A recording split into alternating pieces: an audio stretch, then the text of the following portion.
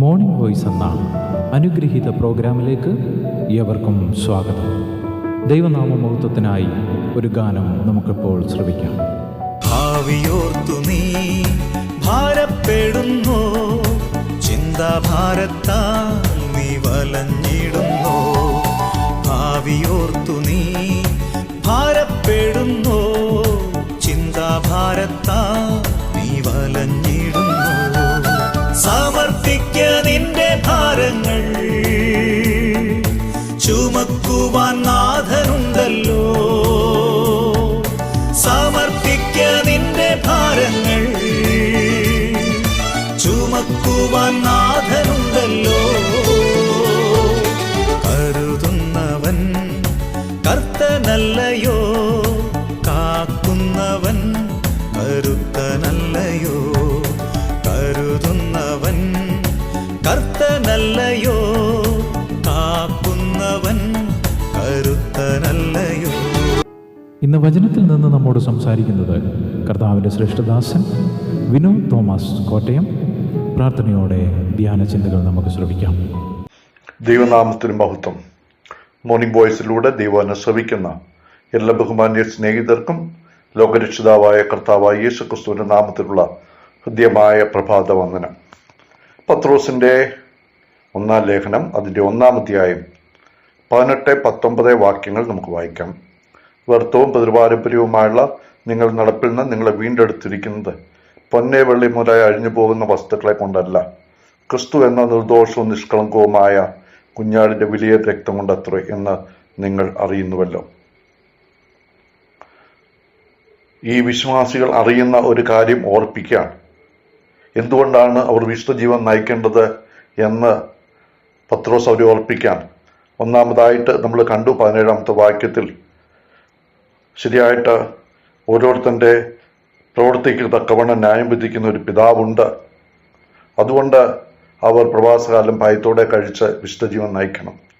രണ്ടാമത് ഈ 18-19 അധ്യായ വാക്യങ്ങളിൽ അവരെ വീണ്ടെടുത്ത കർത്താവിൻ്റെ ആ വീണ്ടെടുപ്പിനെ ഓർത്ത് അവര് വിശുദ്ധജീവൻ നയിക്കണം, ദൈവഭക്തിയോടുകൂടി ജീവിക്കണം.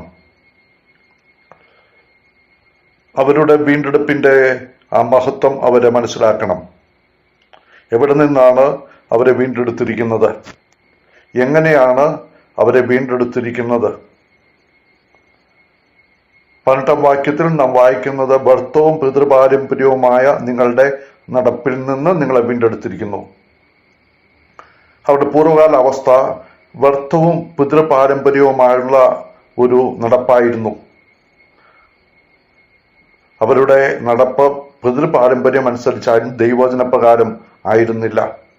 മാത്രമല്ല വ്യർത്ഥമായിരുന്നു, അതിനൊരു അർത്ഥവുമില്ലായിരുന്നു, ലക്ഷ്യവുമില്ലായിരുന്നു, നിത്യനാശത്തിലേക്കുള്ളതായ ഒരു നടപ്പായിരുന്നു.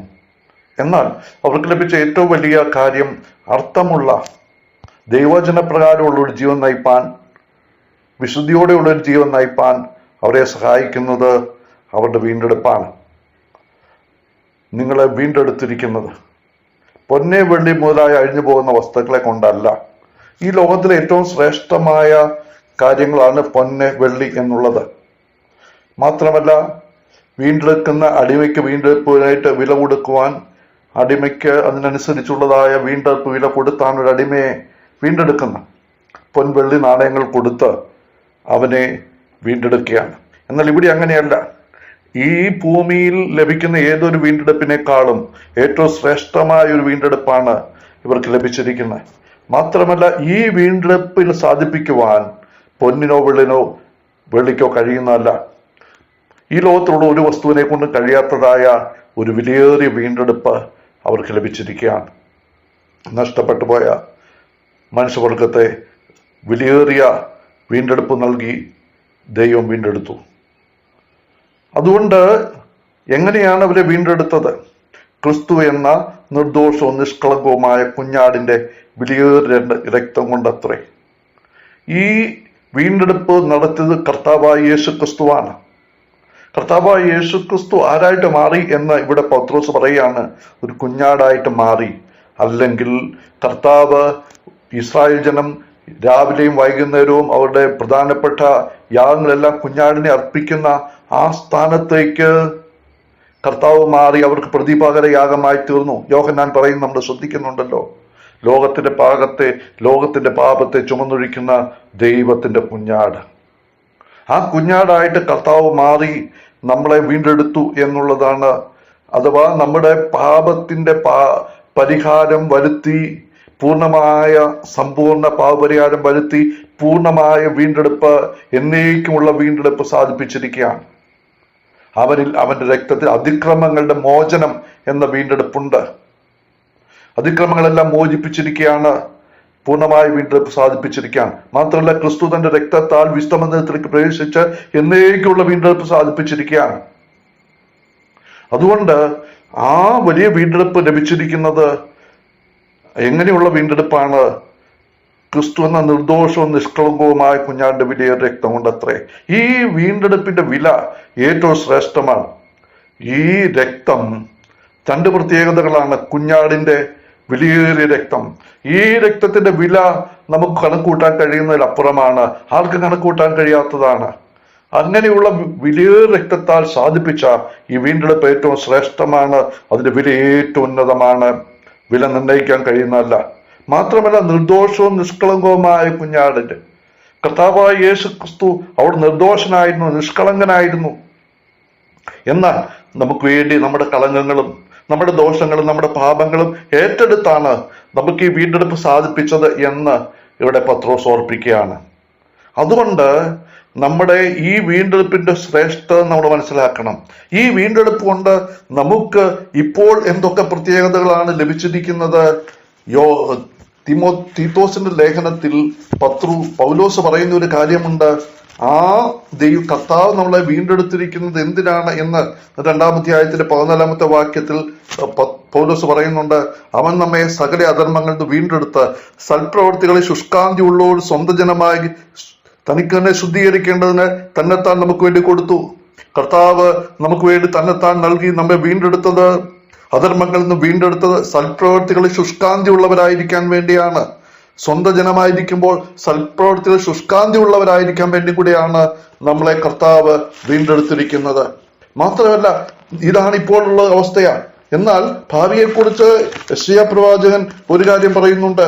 യെശയ്യാ പ്രവാചകന്റെ പുസ്തകം അതിന്റെ 35-ാം അധ്യായത്തിലേക്ക് വരുമ്പോൾ അവിടെ ഇങ്ങനെ പ്രവാചകൻ പറയുന്നുണ്ട്, 35-10.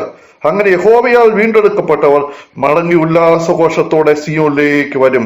നിത്യാനന്ദം അവരുടെ തലമേൽ ഉണ്ടായിരിക്കും. അവർ ആനന്ദവും സന്തോഷവും പ്രാപിക്കും, ദുഃഖവും നെടുവീർപ്പും ഓടിപ്പോകും. ദൈവത്താൽ വീണ്ടെടുക്കപ്പെട്ടവർക്കൊരു ശ്രേഷ്ഠമായ ഭാവിയുണ്ട്. എന്താണ്? അവരെല്ലാം ഉല്ലാസത്തോടും കോശത്തോടും കൂടെ സിയോനിലേക്ക്, ദൈവത്തിന്റെ അടുക്കലേക്ക്, കർത്താവിന്റെ അടുക്കലേക്ക് നാം എത്തിച്ചേരും. നിത്യാനന്ദം നമുക്കുണ്ടായിരിക്കും, തലമേലുണ്ടായിരിക്കും. ആനന്ദവും സന്തോഷവും പ്രാപിക്കും. ഒരു ശ്രേഷ്ഠമായ ഭാവി, കർത്താവിന്റെ വരവെങ്കിൽ വീണ്ടെടുക്കപ്പെട്ട ദൈവജനം ഒരുമിച്ച് കൂടുമ്പോൾ എത്ര ആനന്ദം, എത്ര സന്തോഷം, എത്ര ആനന്ദകരമായ അവസ്ഥ. മാത്രമല്ല, ഇന്ന് അനുഭവിക്കുന്ന ദുഃഖവും ഇന്ന് അനുഭവിക്കുന്ന നെടുവീർപ്പല്ല ഓടിപ്പോകുന്ന ഒരു അനുഗ്രഹിക്കപ്പെട്ട ദിവസം. പ്രിയ ദൈവമക്കളെ, ആ ദിവസം വീണ്ടെടുക്കപ്പെട്ട ദൈവജനത്തിന് വേണ്ടി ഒരുങ്ങിയിരിക്കുകയാണ് എന്നുള്ളത് ഓർക്കണം. അതിനുവേണ്ടിയാണ് കർത്താവ് നമ്മെ വീണ്ടെടുത്തിരിക്കുന്നത്. മാത്രമല്ല, ദൈവത്തെ ആരാധിക്കുവാനും ദൈവത്തിന്റെ സൽഗുണങ്ങളെ ഘോഷിപ്പാനുമുള്ള പദവി വീണ്ടെടുക്കപ്പെട്ടവർക്കാണ്. യേശുക്രിസ്തുവിന്റെ രക്തത്താൽ വീണ്ടെടുക്കപ്പെട്ട ദൈവജനത്തിനാണ് ദൈവത്തെ ആരാധിപ്പാനും സ്തുതിക്കുവാനും കർത്താവിന്റെ സാക്ഷികളായിട്ട് അവിടുത്തെ വചനം ഘോഷിപ്പാനുമുള്ള പദവി നൽകിയിരിക്കുന്നത്. അതുകൊണ്ട് വീണ്ടെടുക്കപ്പെട്ട ദൈവജനത്തിന് വലിയ ഉത്തരവാദിത്വമുണ്ട്. ആ വീണ്ടെടുക്കപ്പെട്ട കർത്താവിന്റെ സാക്ഷികളായിട്ട് ഈ ഭൂമിയിൽ ജീവിക്കണം എന്നുള്ളതാണ് നമുക്ക് ഇവിടുത്തെ ലഭിക്കുന്ന പാഠം. ഇവിടെ ഒരു കാര്യം ഇവിടെ പറഞ്ഞ് ഞാൻ അവസാനിപ്പിക്കാം. ഇവിടെ പറയുന്നുണ്ട്, വ്യർത്ഥവും പിതൃപാരമ്പര്യവുമായ നിങ്ങളുടെ നടപ്പിൽ നിന്ന് നിങ്ങളെ വീണ്ടെടുത്തിരിക്കുകയാണ്. ഇനി വ്യർത്ഥവും പിതൃപാരമ്പര്യവുമായ നടപ്പിൽ നിങ്ങളെ വീണ്ടെടുത്തിരിക്കുമ്പോൾ നിങ്ങൾ ഇനി ആ നടപ്പിലേക്ക് പോകരുത്, പഴയ നടപ്പിലേക്ക് പോകരുത്. വീണ്ടെടുക്കപ്പെട്ട കർത്താവിന് യോഗ്യമായ നിലയിൽ പുതിയ വീണ്ടെടുക്കപ്പെട്ട ദൈവമക്കൾ എന്ന നിലയ്ക്ക് നമ്മുടെ ഉത്തരവാദിത്തങ്ങളെ നിറവേറ്റിക്കൊണ്ട് നമുക്ക് നടക്കാം. ഈ വീണ്ടെടുപ്പിന്റെ മഹത്വം മനസ്സിലാക്കി നമുക്ക് ദൈവത്തെ ആരാധിക്കാം. വീണ്ടെടുപ്പുകാരൻ പൂർണ്ണമായിട്ട് വരുന്ന ആ ദിവസത്തിന്റെ പ്രത്യാശയോടെ നമുക്ക് ജീവിക്കാം. ദൈവത്തിന്റെ വിലയേറിയ നാമം മഹത്വപ്പെടുമാറാകട്ടെ. ഇതുവരെ ഞങ്ങളെ ശ്രദ്ധിച്ച എല്ലാവർക്കും വീണ്ടും വരുന്ന കർത്താവിൻ്റെ വിശുദ്ധമായ യേശുക്രിസ്തുവിൻ്റെ നാമത്തിൽ ഞങ്ങളുടെ സ്നേഹവന്ദനം അറിയിക്കുന്നു. കർത്താവ് നമ്മളെല്ലാവരെയും അനുഗ്രഹിക്കുമാറാകട്ടെ. ആമേൻ. അസാധ്യങ്ങളെ സാധ്യമാക്കുന്നു, സദാകാലവും കൂടെയുള്ളതാ. അസാധ്യങ്ങളെ സാധ്യമാക്കുന്നു, സദാകാലവും കൂടെയുള്ളതാ. സങ്കടങ്ങൾ വേണ്ടതെല്ലുമേ സന്തോഷത്താൽ പാടി സ്തുതിക്കാം. സങ്കടങ്ങൾ വേണ്ടതെല്ലുമേ സന്തോഷത്താൽ പാടി സ്തുതിക്കാം. കരുതുന്നവൻ കർത്തനല്ലയോ, കാക്കുന്നവൻ കരുത്തനല്ലയോ. കരുതുന്നവൻ കർത്തനല്ലയോ,